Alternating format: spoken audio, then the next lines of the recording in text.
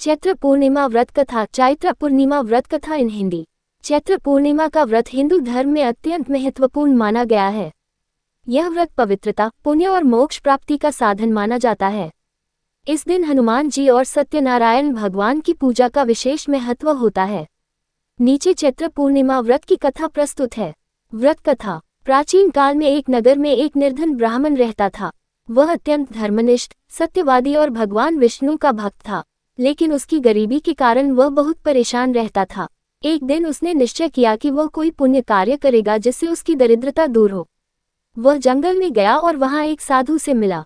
साधु ने उसे बताया कि चैत्र मास की पूर्णिमा को व्रत और श्री सत्यनारायण भगवान की पूजा करने से समस्त दुख दूर होते हैं और इच्छाएं पूर्ण होती हैं।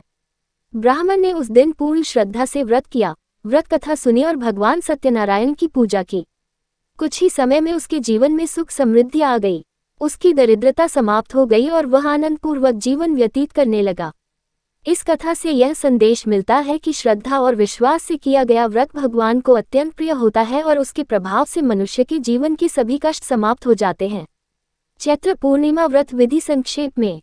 प्रातः स्नान करके व्रत का संकल्प लें। व्रती दिन भर उपवास करता है। भगवान विष्णु, सत्यनारायण या हनुमान जी की पूजा करें। पूजा के बाद व्रत कथा अवश्य सुने या पढ़ें।